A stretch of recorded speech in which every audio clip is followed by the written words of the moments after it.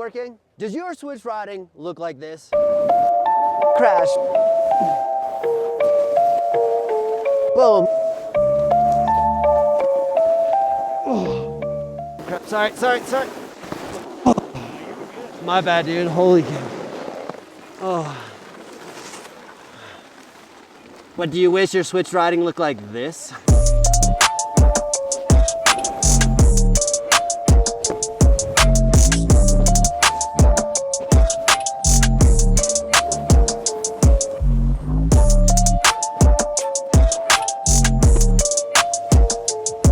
So the first drill we're gonna get into is making your turns as awesome as possible. So the goal is to make 10 turns, 5 of them toe side, 5 of them heel side. And we're gonna be using a technique called knee steering. That allows our board to twist and get our board to grip the snow, allowing us to make sharper and more awesome turns. Very useful for riding bumps, steep terrain, trees, and so much more.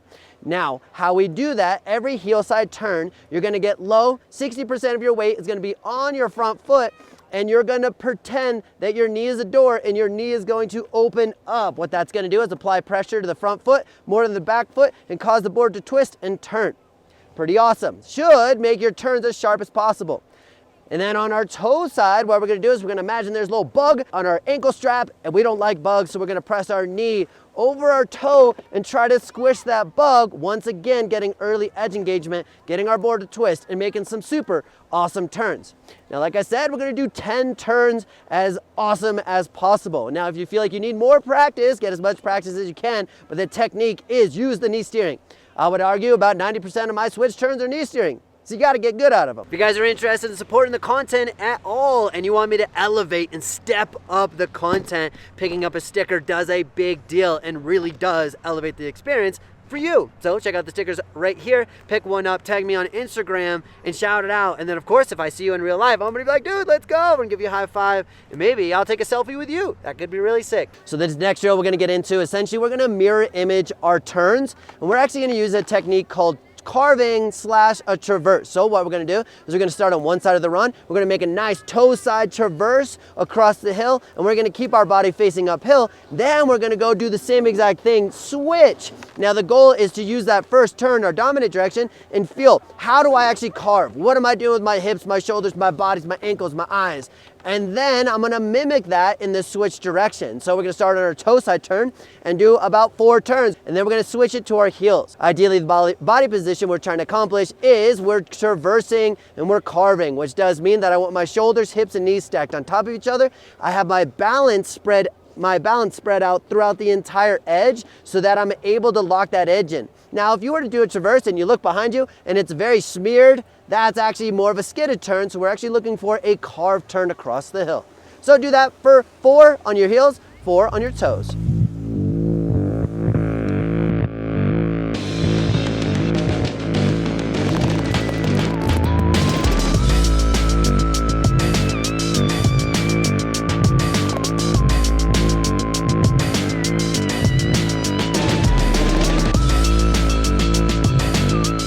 Random fact about me, I absolutely love waffles, but I hate pancakes. So if I see pancakes like on someone else's plate, I literally want to throw up. But when it comes to like waffles, it's the best time ever. But I would say that chicken and waffles are actually my favorite food ever.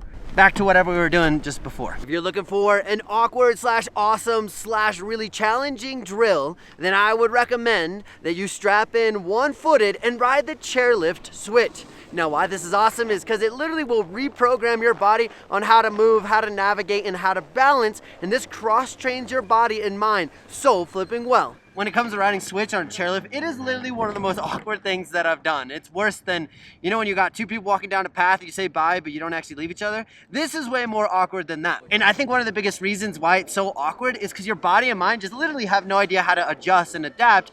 Your body's like, oh, I normally fall this way, so I'm gonna like try to save it, but then you really don't know how to save it. So I definitely recommend get some chairlift laps, like low key.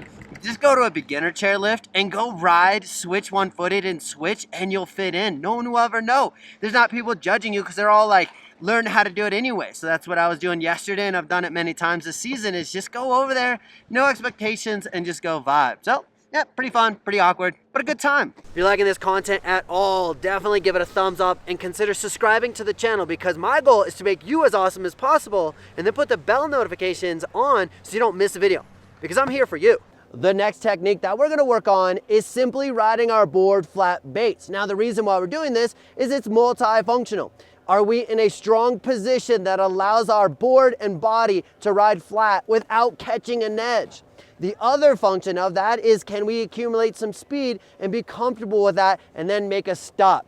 So what we're gonna do is we're gonna make sure our lead shoulder, hip, and knees are all stacked on each other. We have a little bit of weight on our switch lead foot, and we're in this super nice athletic position. And then all we're gonna do is shift our eyes in the direction we're going.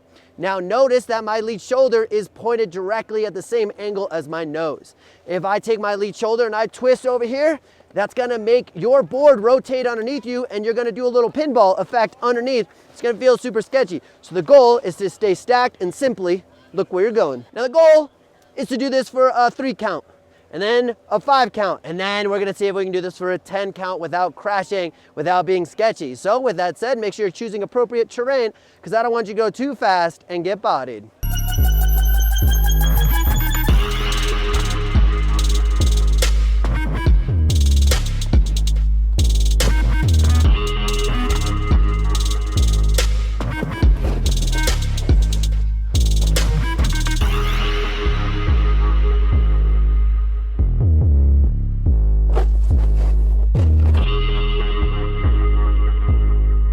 So the next exercise we're gonna get into is making you way more dynamic. Now, being dynamic means that I can get low and get tall and maintain my balance. And this is extremely useful for, what if I wanna hit a cliff? What if I wanna hit moguls? What if I'm slipping out on ice and I need to find a recovery movement? So working under dynamic range of motion is super awesome, but super functional. So what we're gonna do now is, the goal is to do 10 full range of motion squats. Now, ideally, you point your board straight down the fall line and get as low as possible. Now, I'm not talking about dropping your head and your shoulders low. I actually want you to keep your spine upright and then get your belly button and your tailbone as low as possible. The goal is to get your hips below your knees and then stand back up. Now, of course, if you need to do a little skidded turn, slow down, and then work on, and then do another one, by all means, safety first. But again, the goal is to get as dynamic as possible, get as low as you can, come back up. Now, as a nice little bonus for you, have a friend film you and compare my range of motion towards your range of motion. If you can get as low as possible, it's just gonna make you more awesome. The next drill we got is gonna build on the squats. We're actually gonna go catch some air now. So the goal is to be able to do 5 ollies without falling over. And of course, if you fall over, you gotta start over. So what you can do is point your board straight down the fall line, and then you're going to get low. You're gonna retract your lead knee as you shift your weight towards your switch tail.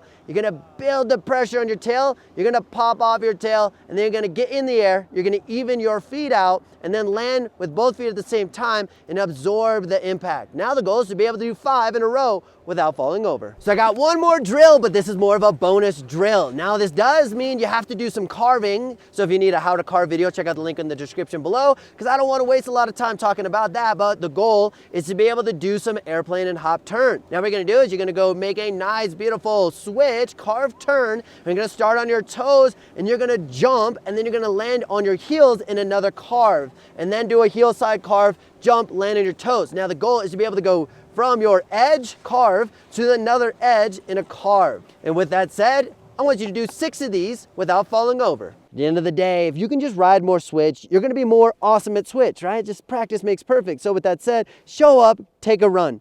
Maybe take 5, maybe take 10s, dedicate a whole hour, dedicate a whole day, or even a week to riding switch, and then it's gonna open up so many doors. And thank you so much for hanging out, vibing. I hope you enjoyed the content. And on that note, guys, nothing but love. We out.